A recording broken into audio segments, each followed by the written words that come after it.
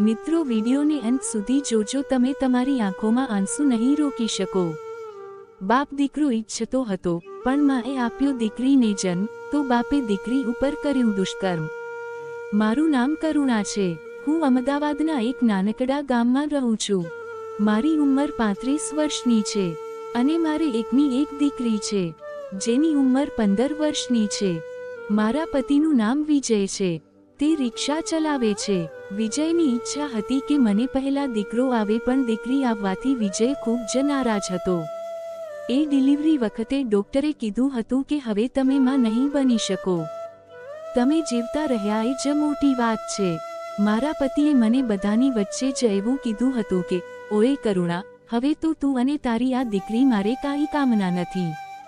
મેં તારી સાથે લગ્ન એટલા માટે કર્યા હતા કે મને એમ હતું કે તારે દીકરો થશે તો તે મોટો થઈને મારી સાથે ઊભો રહેશે, કારણ કે મારે કોઈ બીજો ભાઈ નથી। પણ તે તો મારી બધી આશાઓ ઉપર પાણી ફેરવી દીધું, અને હવે તો તું જો હું બીજા લગ્ન જ કરી લઈશ। મને તારાથી બસ છુટકારો જુએ છે। પણ મારા પતિએ 14 વર્ષ થયા પણ હજી સુધી મારી સાથે છૂટાછેડા નથી લીધા કે નહીં કોઈ બીજી સ્ત્રી સાથે સંબંધ માણ્યો। એટલા માટે નહીં કે તે મારી સાથે વફાદાર હતો, પણ તેને કોઈ છોકરી મળતી જ ન હતી। સમાજમાં તે સાવ આબરૂ વગરનો થઈ ગયો હતો। ગામમાં બધાને જ ખબર હતી કે આની પાસે કોઈ ધંધો કે નોકરી નથી। તેની જે રિક્ષા હતી એ પણ તેને વેચી નાખી હતી। હું ઘરમાં સિલાઈ કામ કરતી હતી અને તેનાથી જ આખું ઘર ચાલતું હતું। આ બાજુ મારી એક દીકરી હતી, તે પણ હવે જુવાન થઈ ગઈ હતી। તેનું નામ મેં મારિયા રાખ્યું હતું। તે ખૂબ જ રૂપાળી હતી। તેનો રંગ સાવ સાફ હતો।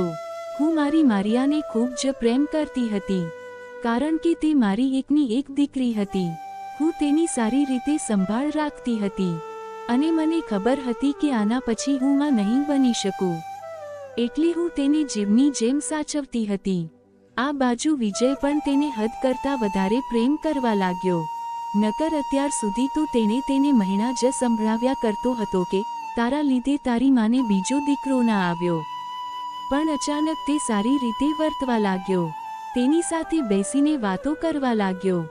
હું પણ વિચારમાં પડી ગઈ કે અત્યાર સુધી તો પોતાની દીકરી ન માની શક્યો, અને અચાનક આટલો બધો પ્રેમ કેમ ઉભરાઈ આવ્યો। તો વિજયે કીધું કે હવે આમ પણ હું હવે ઘરડો થવા આવ્યો છું, તો આજ મારી દીકરી છે જે મારો સહારો બનશે। તો હવે હું મારિયાને મારી દીકરી માનું છું। વિજય મારિયા માટે ઘણા બધા ગિફ્ટ પણ લાવવા લાગ્યો। તેની સારી રીતે સાર સંભાળ કરવા લાગ્યો। પણ હવે તો ઘરની પરિસ્થિતિ પણ સાવ ખરાબ થઈ ગઈ હતી। પૈસા પણ ખૂટવા લાગ્યા હતા। મેં વિચાર્યું કે હવે કંઈક પૈસા કમાવવા માટે નોકરી મેળવવી જ પડશે। તો ગામના એક સીવણ ક્લાસમાં મને કામ મળ્યું હતું, પણ મારી દીકરીની ચિંતા હતી કે આટલી જવાન દીકરીને હું ઘરે એકલી મૂકીને કેમ જાઉં। પણ મેં વિચાર્યું કે તેના પપ્પા વિજય તેની સાથે છે, તે તેની સંભાળ રાખશે। બસ આવું વિચારીને હું સીવણ ક્લાસ જવા લાગી। સવારે જતી અને છેક સાંજે આવતી। ઘરે આવતાની સાથે જ મારી દીકરી માયરા મને કહેતી કે મમ્મી, આજે પપ્પા મારા માટે કેન્ડી લાવ્યા હતા, આ લાવ્યા હતા, તે લાવ્યા હતા, બધું જ મને કહેતી। પણ થોડા દિવસથી તે મને બધું જ કહેવાનું બંધ કરી દીધું। મને ચિંતા થવા લાગી કે મારી દીકરીને અચાનક શું થયું હશે। પછી મેં મારી દીકરી માયરાને જ પૂછ્યું કે બેટા, હમણાંથી તું કેમ મને કાંઈ બતાવતી પણ નથી, કાંઈ ચિંતાનો વિષય તો નથી ને? મારિયા બોલી, ના મમ્મી, એવું કાંઈ નથી, પણ હમણાંથી મને આખું શરીર દુખે છે। ક્યારેક કમર દુખે છે તો ક્યારેક પગ દુખે છે। પછી હું તેને ડોક્ટર પાસે લઈ ગઈ। ગામમાં ફક્ત એક જ દવાખાનું હતું। ડોક્ટરે એમ કીધું કે દીકરી હવે જવાન થઈ રહી છે, એટલા માટે શરીરમાં થોડા ઘણા ફેરફાર થતા રહેશે। સારો ખોરાક આપો એટલે બધું સારું થઈ। મેં વિચાર્યું કે એમ જ સારું થઈ જશે। સમય જતાં મેં વિજયને પૂછ્યું, આપણી દીકરી મારિયા હવે મોટી થવા લાગી છે, તેના માટે છોકરો ગોતવો પડશે। તો વિજય અચાનક બોલ્યો, ના, જ્યાં સુધી મારિયાના 20 વર્ષ પૂરા નહીં થાય ત્યાં સુધી હું એના લગ્ન નહીં થવા દઉં। મેં કીધું, પણ શું વાંધો છે? વિજય કહેવા લાગ્યો કે વહેલા લગ્ન કરીને આપણે આપણી દીકરીની જિંદગી નથી બગાડવી, જ્યારે એ સમજદાર થશે પછી એક એના લગ્ન કરાવીશું. વિજય આ બધું પ્રેમથી બોલતો હતો. તો મને પણ એમ લાગ્યું કે કાંઈ નહીં, વિજયની વાત સાચી છે. પણ એક દિવસ વિજયે એવા કાંડ કર્યા કે હું તેને માફ ન કરી શકી. મારી ઉપર આબત તૂટવાનું હતું.